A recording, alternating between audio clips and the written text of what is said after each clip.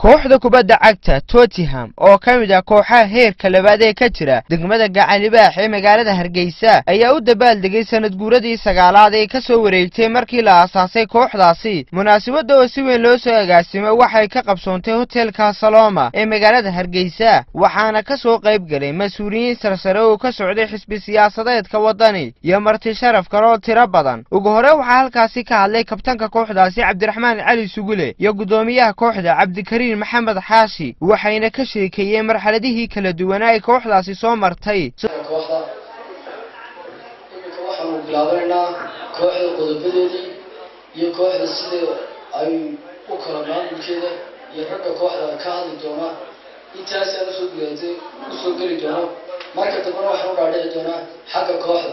horta waxa la yiri maamulba dadku waxay yiraahdeen horta nin abaal ku gashado iyo nin ficil ku gashado labada horta waxay ilaawi kartaa nin ficil ku gashado, laakiin ninka abaal ku gashado horta weligaa ilaawi maysid, weligaa inta nooshidii ilaawi maysid.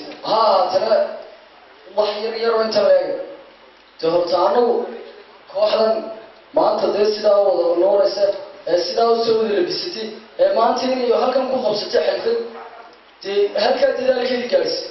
horta anagu ismaan soo gaarsiin, horta nin baan soo gaarsiiyey ninkaan horta mar walbaan waan xusnaa, mar walbaan laabtida ku haynaa. waa tababarahayga Cabdiqaadir Cabdi aad buu salaamay. sidoo kale waxaa madasha ka hadlay Xamse Cabdixakiin Saleebaan iyo Sheekh Cabdil Qafaal oo kamid ah culimada dalka iyo qaar kale oo ku hadlayay afka ka soo qayb galayaasha, waxayna si isku mid ah u bogaadiyeen kooxda Tottenham iyagoo tilmaamay doorka wacan ee kaga jirta dhiirigelinta dhalinta reer Somaliland. sanadkiisa bash barwaaqo horumar ayaan idin rajeynayaa. waxaan mar labaad aad ugu mahadnaqayaa gudoomiyaha jaaliyadda Yurub ee xisbiga wadani Victorka oo aan saaka si fiican xafiiskiisa noogu soo dhaweeyay. hambaliyaan ku leeyahay sida fiican aad uga soo qayb gashay iyo gudoomiyaha garabka haweenka iyo dhammaan marti sharafta kale ka soo qayb gashay dhammaantiin baad ilmo dhalinyarada ku booqday jeerasha waraysi ka qaaday ilmi suudiini waxbarashadii way luntay, tacabkoodii wuu lumay, marka dambe waxay ku dambeynayaan tahriiba.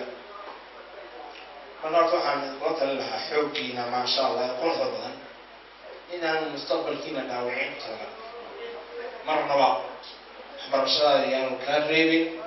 intay xafladaasi socotay waxaa shahaadooyin la guddoonsiiyay qaar ka mid ah ciyaartooyadii kooxdaasi ee kaalinta muuqata ka geystay kooxda. gabagabadii waxaa munaasabadaasi ka wada hadlay xogayaha arrimaha dibadda ee xisbi siyaasadeedka wadani mudane Maxamed Cismaan Fadal iyo marwahinda oo ka mid ah hoggaanka sare ee xisbigaasi.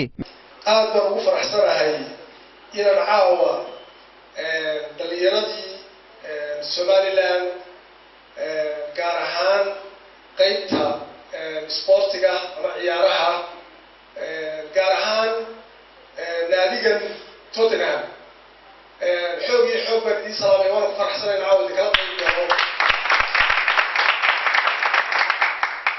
inaan kala qayb galo xafladiinan ku xusaysaan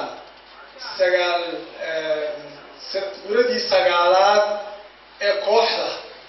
aad baan runtii idinku amaanayaa. Somaliland kooxahana waa la sameeyaa, ururadana waa la sameeyaa.